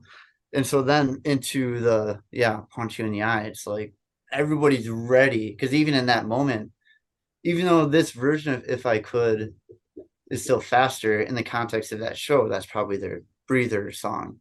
right? I'm And looking so here, coming and I was about to say that. I'm like, that's the last time. That's the last non-rager right. in this show. Not even in the Yeah. set, in the show. Yeah. Like for the Right. rest No, of the way, totally. the big ball jam might be. They might be a little bit off No. the So end, but I am hydrogen was like a breath. it was definitely quick. But there was a groove there. Yeah. Yeah. But yeah, so good. Yeah. Well, yeah. Just it's just like a continuous buildup of. Oh yeah. All right. So, hey, sorry about that. Yeah, no worries, no worries. Yeah. Yeah. All right. Okay. Sorry. So what was it? Where was I? We were talking about Punch You in the Eye. The last that If I Could was the last Mhm. time they really kind of took their foot off the gas for the rest of the show. Oh, and it almost to me signifies like a new beginning. To go back to like my first show, I remember going to the show. My brother's friend, my friend Jens, had like he was on tour, so he had a little notebook where he was writing down all the songs that he was seeing. And I think they were just at Deer Creek the previous night or whatever. And he asked me what I wanted to hear going to my first show, right? 17-year-old.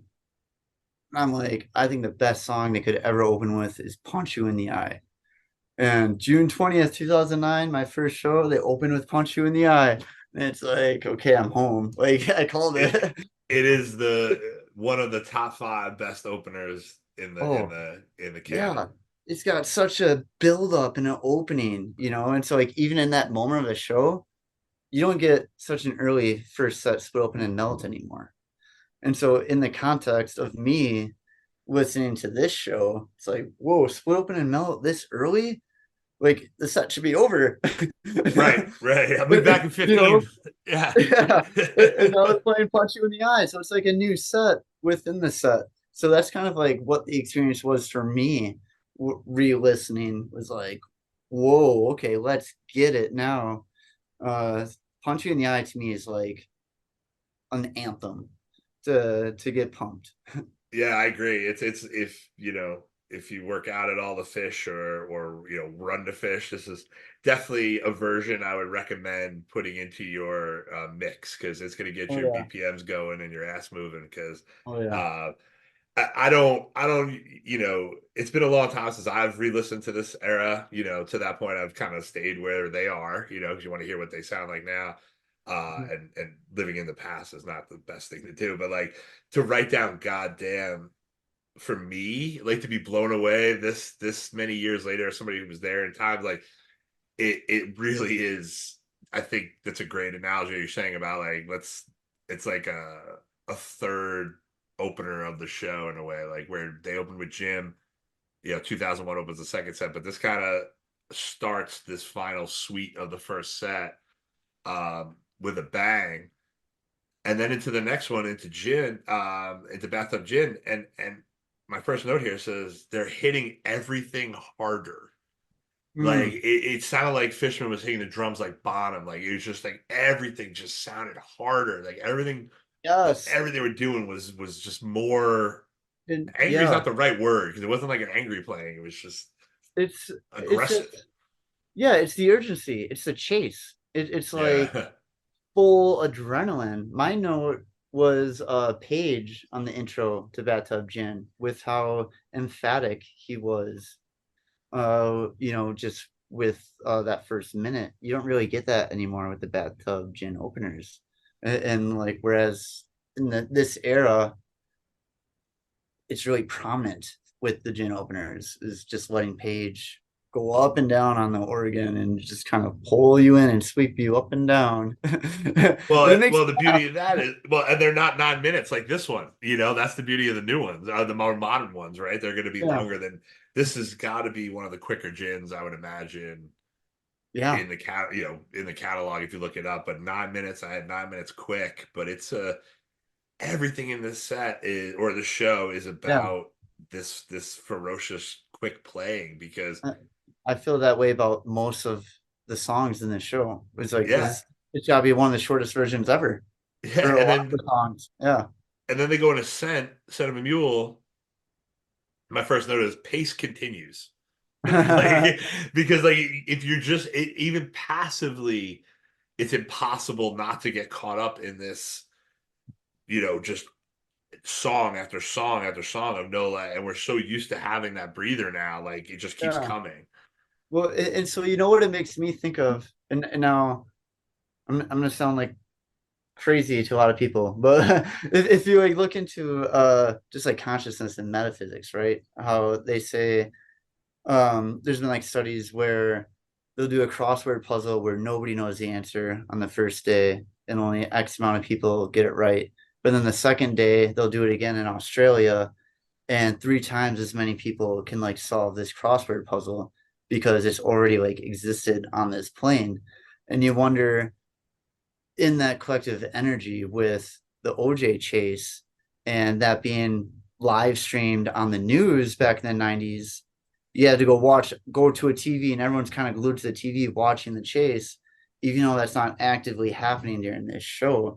There's just like this frantic energy happening across the country right now that may or may not be like influencing the vibe everywhere. You know what I mean? Right. 100%. Right. Like this, like, yeah, right. String theory, right? Like if the string is vibrating outside that arena, right? Yeah. And I think, that there's something to be said with that. And I have something to kind of chime in on that may help with that mindset, because like I kind of chuckled to myself when you're like streaming CNN. I was like, we were streaming shit in '94, dude. There was like a TV antenna.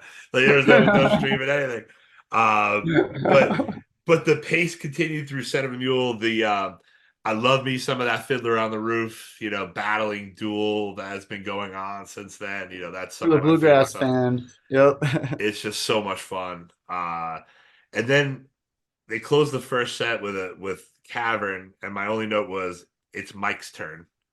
Because he is really pronounced in the mix here. I felt like, at least in the recording that I listened to, and that song was really set up for a good bass slapping. It was. It just kind of, pun intended, is a grime to Cavern, right? And that's especially prominent in this version because Mike is to everything else just like louder Yeah. and just every like this whole show like is typed in caps. Like you know what I mean? Well, so that's a good analogy. That is a good analogy. That's why it's OJ, right? It's not a little, it's not a little O, not a little J. It's OJ. Right. That's well said. Well said. Yeah. Um, So yeah, and it's fun and it just really kind of it it's a great placement here because everyone's still vibing and like upbeat and like partying hard. It's also like a sing along song as well. You know, I guess if you know the lyrics, it's if you know the lyrics, right? Yeah, and I think, but if you but don't, it's enough to keep you on and connected with what's going on in the room, yeah, to because carry that baton. it's easy to follow along with, and it's a good song to show like non jam fans And perhaps. it builds, and it has, and even by the end, if Yeah, you don't know the words, you can kind of you could still rage to it in a way right. that Like if they ever played the Super Bowl, like Cavern, it would be a good song to play. yeah, I would love to see that. That's when I know the world is in a better place, if we're demanding Phish at Oh, the Super Bowl. I wouldn't say it would be fake, but Yeah.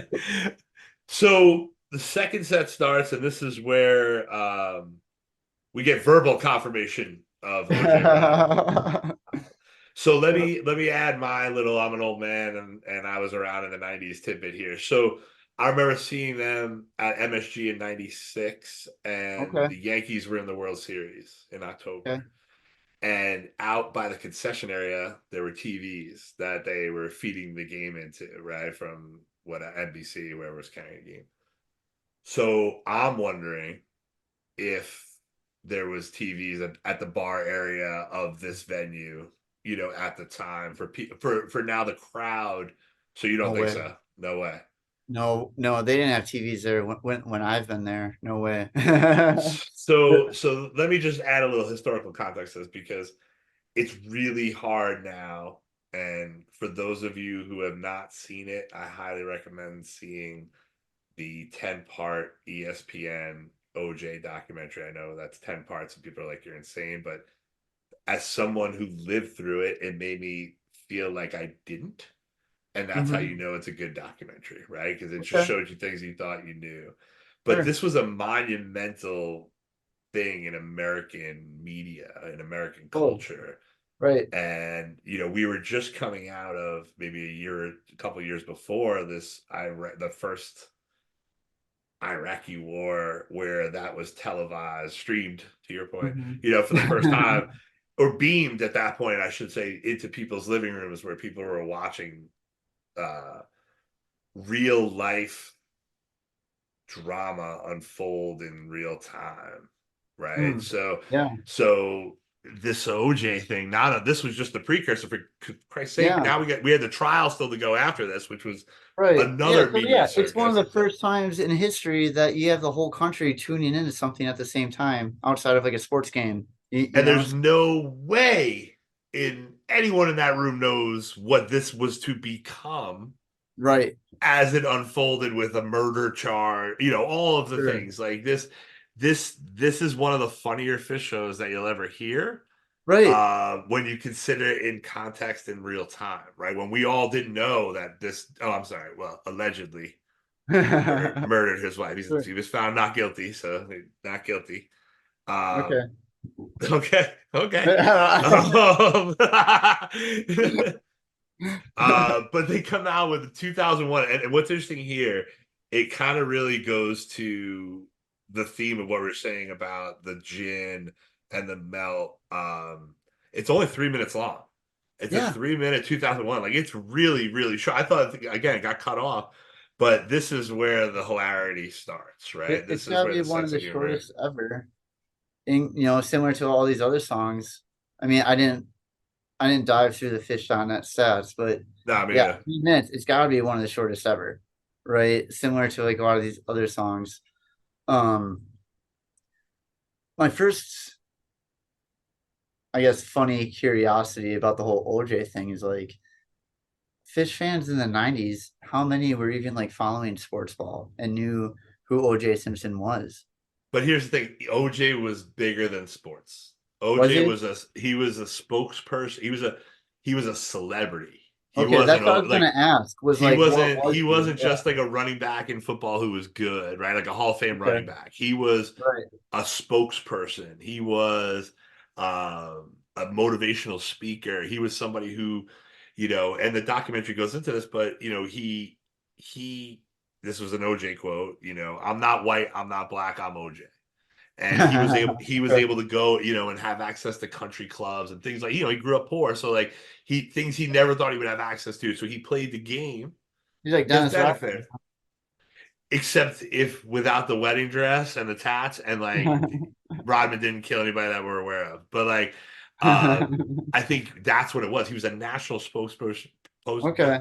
for Avis or Hertz, like a lot of ads and isotoner gloves and all these things. So he was an announcer on football games. So like he was a So presence in the on air. 90s, he was modeling for gloves. In late 80s, the isotope. Yeah, I mean and here's the irony of the situation, right? Like this is where it got weird. Okay. Thanks for explaining that. I didn't know that. So I didn't know he was like an icon like that. Because part of me was Yeah, wondering how many people are like, why are they shouting OJ? Like, is because he did Trace commercials and like he was Yeah. everywhere. OJ was omnipresent. It felt like as a spokesperson because he was just like Okay. he sold this likable, affable athlete to white America, right? And Sure. he was able to flip that into crazy marketing opportunities, and Okay. Right on. and then give him the benefit of the doubt, I guess, at some other points. But Sure. Well, thanks for sharing that. And I think that yeah, speaks to the thanks. bridge What of my your pleasure. podcast and connecting fans because I was only 2 when that happened. And I never really cared enough, honestly, to Yeah. dive into the history or learn that. So Yeah, no, I'm glad my current events are your history. That's I'm gonna go to bed crying tonight. Thank you. But I did almost spit my coffee out at the 250 mark of that 2001 with Trey's OJ. Like they're making OJ comments and run OJ and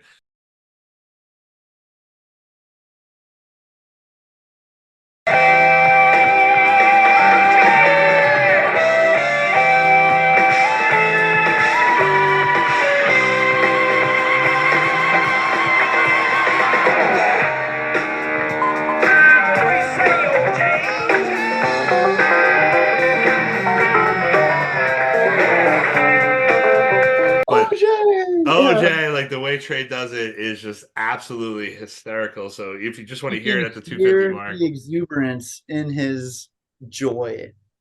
I mean, it Like, was pretty exhilarating watching this chase. Like, I'm going to be honest, like, not yeah, knowing what we knew was at the end of this, it was because like the guy driving was on the phone with like the news, so you could hear like what was happening inside the car. Like, it was crazy, dude. It was yeah, crazy. right. Like, so that's why I recommend that documentary, people, when you have a free Okay, 10-30 hours to watch a 10-part documentary. But it's sure. it's really Well, good. it's no different than any other TV show recommendation.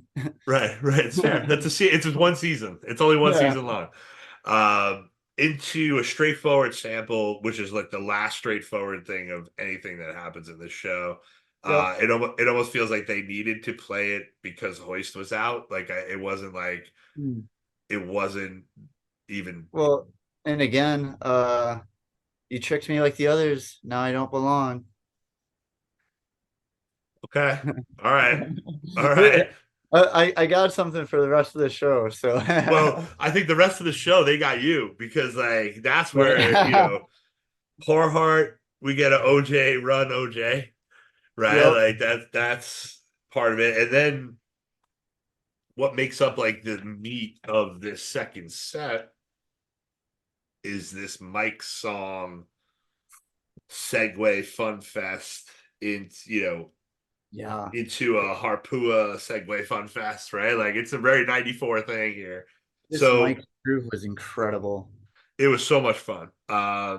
The simple turns into what sounds like the same tour, Columbus, Ohio. It's either a couple nights before, a couple nights after this show, probably before, is one of the best simples I've ever heard in my life. And like that real like monster rock sound simple, like you just like a giant wave. That's what it sounds like. It's gonna crash, and it's like they don't Mm. necessarily take it to those heights, and they just sound so pumped to play it, and they're at the top of their games with it. And this Yeah. one, you know, I feel like uh, that's kind of how the whole show was, that everything was like fist pumping, rocking yeah, at such like a high level that everything was fairly consistent. None of it truly like peaked, like you might get at show stay where there's one one standout jam, heads and shoulders above the rest of the show. Whereas like this show, everything was at like, maybe like at 9 out of 10. Like right, consistent. right, right, consistent greatness. And I think that's one of the frustrating things. I've said this a lot covering this era, especially when you get into 94 and 95. It's like there aren't a lot of off nights. There aren't a lot Mm, of like bad versions of songs. There's a lot of perfunctory stuff where they're running through it the same exact way they did the night before, like a Divided or something like that. right. But they're consistently delivering an amazing product. And I Hmm. think, this simple is one of those that's like one of those reasons you show up, right? Like one of those things that we're talking about that like you're there for, and like it's like taking pictures of fireworks, right? Like you tell people like, here, take this out. It's like it's not nearly as cool as it was when you were there. Yeah, And and totally. but And I love it when they go in and out of the songs like that too, because especially they don't really do that so much in this era, right? Because it was like Mike, simple, Mike's, hydrogen, simple, like hydrogen. It's just like into the in and grooves, out yeah, it where they kind of kept the whole vibe going throughout. So it just, as always, felt like one song. But and just even the way that it get to allude to later probably is like when it's mentioned again in Harpua, and like the significance of those lyrics as well makes it feel like not only was it part of the era and like that moment of playing a great song that everybody loves. Who knew Simple was part of the Game Hedge lore? I well, sure that's did. it. I didn't, and nor did OJ when he got into this version because they have OJ in the bands, right? Like that. Yeah. That was another line that made me laugh out loud.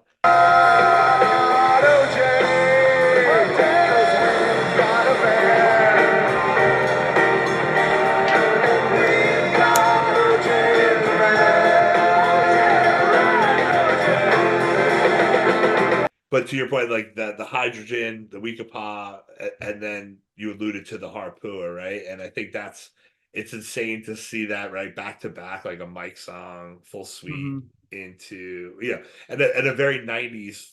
I don't want to say a full suite because to your point, it wasn't like full versions of these. It was really shorter, cut up versions. But like I remember when Simple started coming into the Mike song suite when instead of it was just Mike's Hydrogen, Weekapaw Forever, and then all of a sudden it was like this fourth song bubbled in, and it was like when that changed, it kind of changed for them to do these kind of things that you're talking about with these segue fests. I feel like normally you get one or the other, Simple or Hydrogen. How often do they do both like that? Yeah. I think around this time you saw it a lot, not a lot, because they hadn't really it was just new to them at that point to do both because there was that similarity. They found that easy way in and out. Yeah, but as a 3.0 kid, it doesn't happen anymore. No. So going back to this show, I'm like, whoa, they would do both. That's that's crazy. So and it still sounds great all these years later. Like it just sounds so organic and improvised, and you can see why it would have stood up on tape, and all the word of mouth that would have went with it when people handed off that, like, why, next time, they're coming to your town, right? Like the song says, a very Rush Kung to kick off the Harpua in there. Like that was a nice little kickoff. A couple minutes of Harpua first. And so like they kind of get to the part. And I wrote that down too. Like, is this the shortest Kung of all time? It was the quickest. I mean, it was just Trey really by himself with no chanting any at all. It's like if you sneezed, you might have missed it. And it's like, and no OJ reference. Listening to it, I admittedly didn't know that Kung was like the spell to speak to go to Gamehenge. To get to Gamehenge, right? Yeah. Yeah. And then Trey's like, now we said the magic words to transport you. And I did look at the history of this briefly. This was the second time of only 3 ever that Kung was played during Harpua, right? And so now it's like, whoa. I like every time after that when they played Kung, were they secretly teleporting us to Gamehenge? Like I didn't know that. I didn't know that either. See, today I learned. Right. And so that also kind of makes me wonder what would happen if like the entire crowd recited the lyrics to Kung like during set break. What would they do? Because like Trey said it. If you say those words, you're in Gamehenge now, right? Well, Monogreed's coming up. We're gonna have a lot of people there. Let's see. You got a lot of sets to try to make that happen, man. Yeah. We're on to something here, I think so. The power of the people. Back to the mindset you were talking about earlier. Yes, yeah, right. No, and it starts with this. And especially now Gamehenge melted, right? From come back in some capacity. There's actually a volcano and it split open and melted, right? That's from New Year's. Now, what if we said the words? Where would we go if it melted? I don't know about Delaware. I don't know if I wanted to be Delaware. Have you been in Delaware? There's not a lot there. But this Harpua, I have one note here is like, this is that era for Trey, Machine Gun Trey. So if you want to hear Machine Gun Trey do Jimi Hendrix, a little voodoo child with a Jimmy listening to Jimmy reference, which is absolutely hysterical. And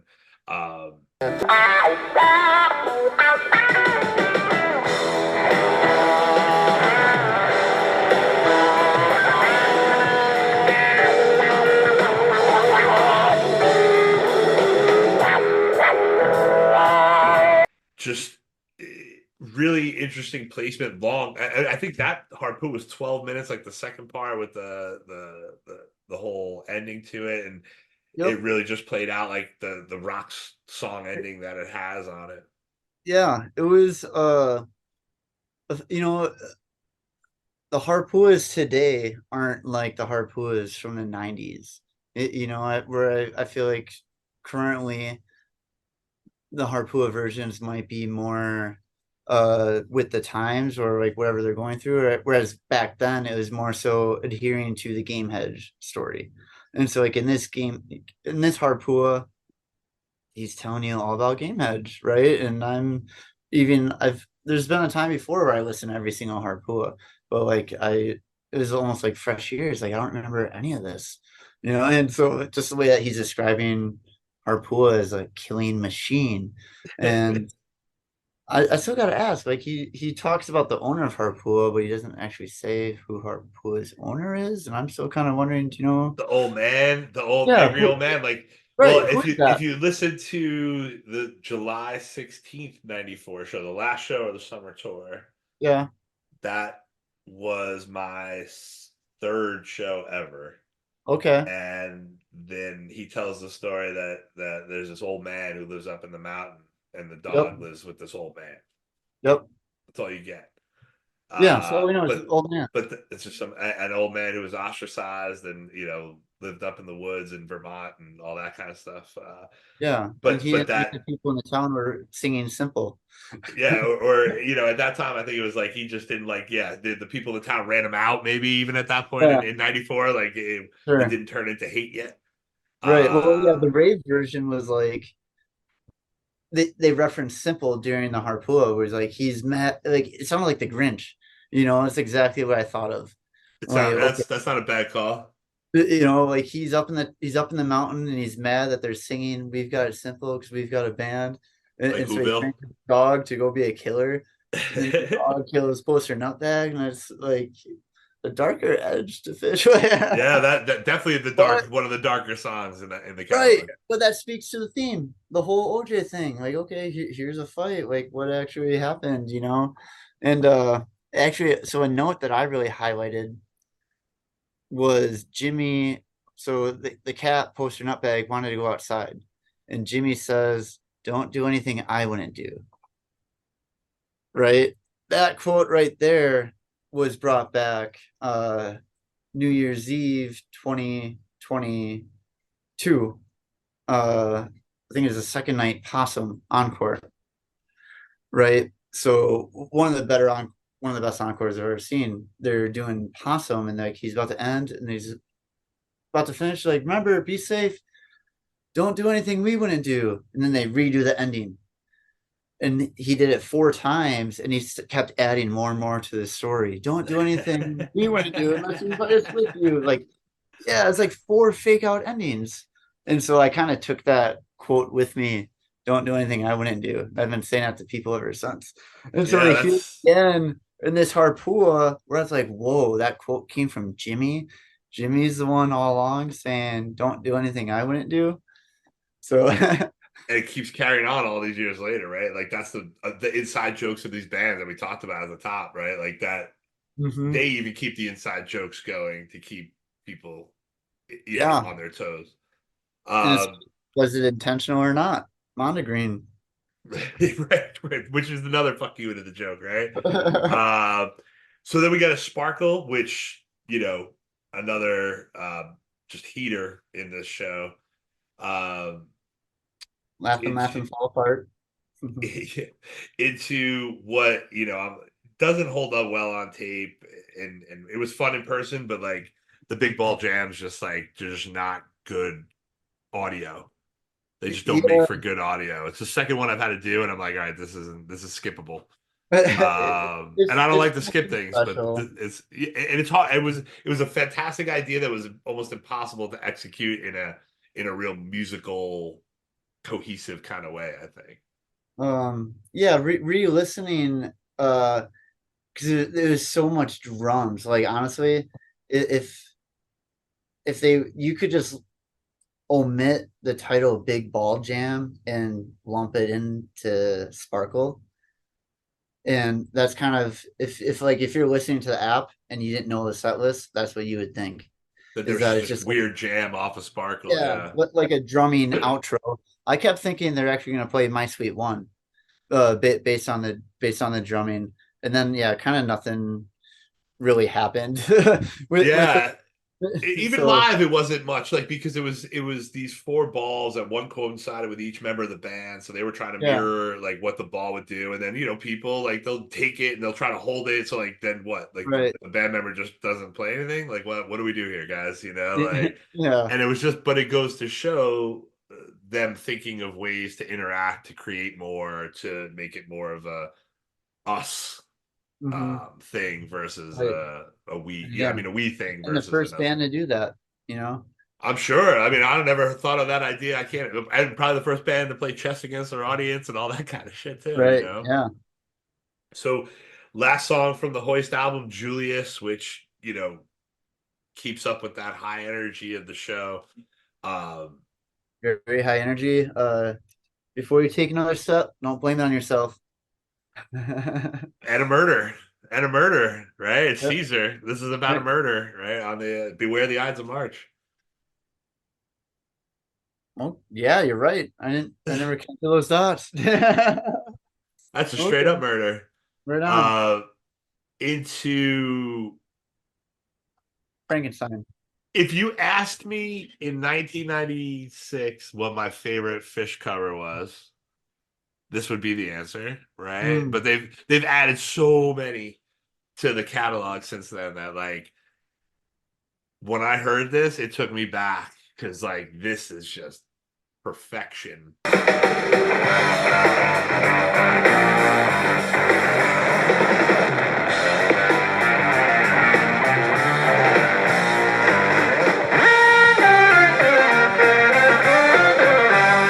of the cover, right? Like, this was the one that, like, I think Halloween '94 this year has a screaming version of this.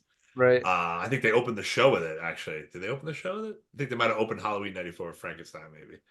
Um, Not positive, but it's but this version get was to the era, fantastic. the way they play it, it's like Yeah. head banging, rail rocking for sure. And Yep. it's part of the whole vibe of this show and the era where, and again, like Frankenstein's a monster. Wait, Frankenstein's a no, monster. Frankenstein's the doctor. Yeah, but That's true. That's right. We can't show our ignorance there. Frankenstein is the doctor. That's true. The monster is the monster. right, but Uh, but the story is about a monster and a doctor. So however you want to take that out. yeah, And then a really, I feel like I've seen this combo in the encore before, but it's a really interesting combo for the encore. it, it is. To me, it kind of feels like a nightcap, and with the theme of the entire show, fast paced, short, more or less kind of like sing along sort of things where everyone's like feeling good, and even like even Sleeping Monkey's got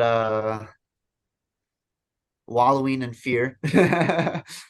And Rocky Top's got trapped like a duck in a pen. So there are lyrics that relate to it, but it's just the fast pace, upbeat sort of vibe to do something else. And yeah, I guess I don't know. I'm not as familiar with the era, so I don't know what other popular encore songs they I was have. just thinking about me, like my personal self. Like I know I've seen Monkey a bunch in the encore, and I Okay. like Rocky Top seemed an interesting spot for that. Like the last song of the night, Rocky Top. Like that's a weird spot, but it fit here.